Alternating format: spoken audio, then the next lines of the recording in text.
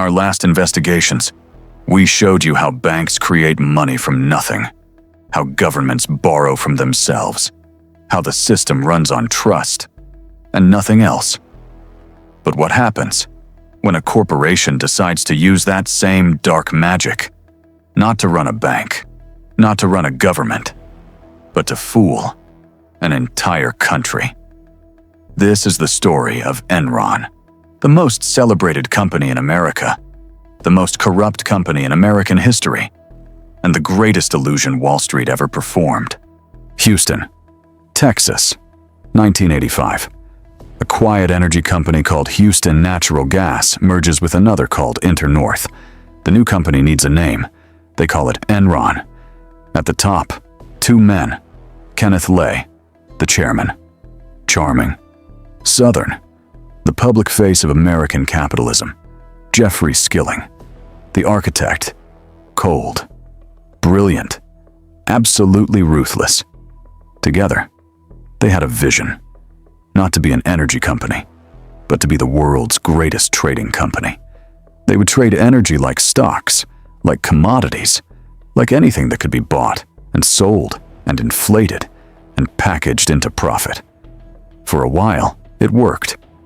By 2000, Enron's stock was at $90 a share. Revenue claimed $111 billion. Fortune magazine named them America's most innovative company. 6 years in a row. 6 years in a row. Everyone wanted a piece of Enron. Analysts, banks, pension funds, ordinary people putting their life savings into the stock. But behind the glass towers, a different game was being played. Here is the trick. Enron was not actually making the money it claimed. It was using a technique called mark-to-market accounting. Here is how it worked. In simple terms, imagine you sign a contract today to deliver energy to a city over the next 10 years. Normal accounting says you record the profit when you actually earn it. Year by year, dollar by dollar.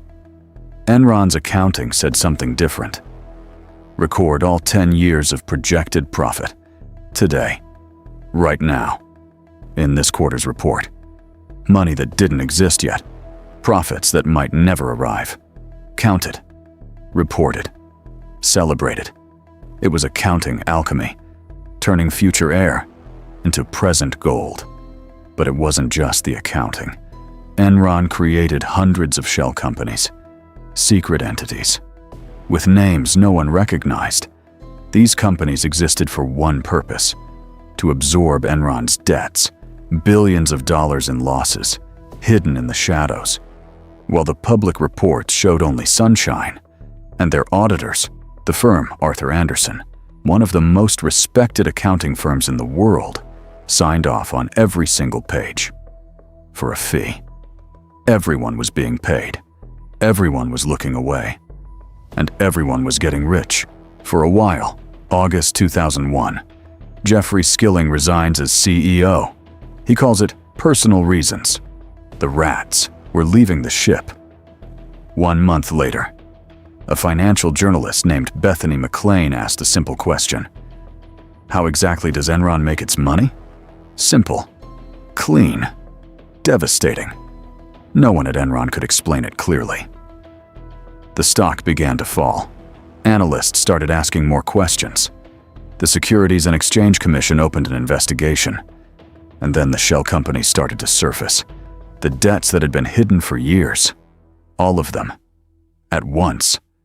December 2nd, 2001. Enron filed for bankruptcy. At the time, the largest corporate bankruptcy in American history. The stock price that had been $90 a share fell to less than $1 in months. Now let us talk about the people no one talks about. 20,000 Enron employees. They had been told by their own executives to keep their retirement savings invested in Enron stock. The stock will only go up, they were told, while the executives were secretly selling their own shares. When the collapse came, the employees' pension accounts were frozen. They couldn't sell a single share. They watched their retirement savings go from everything to almost nothing. Some lost their entire life savings, 30 years of work, gone. Now here is the part that will make you feel sick. While their employees were losing everything, Enron's top executives had already cashed out. In the years before the collapse, Kenneth Lay sold over $300 million worth of Enron stock. Jeffrey Skilling sold over $60 million. They knew. They always knew. Both men were eventually convicted. Skilling served 12 years in federal prison. Lay was convicted, but died of a heart attack before sentencing. Arthur Andersen, the auditing firm that signed off on the fraud, was destroyed. 85,000 employees lost their jobs. And the 20,000 Enron employees, most never recovered what they lost. Here is the darkest lesson Enron teaches us. The system didn't fail. The system worked exactly as designed. It protected the architects of the fraud long enough for them to escape with their money. It punished the people who trusted it. Enron was not an anomaly. It was a preview. Every few years, a different name, a different building, the same trick, the same victims. The question is never, will it happen again? The question is always, who is next?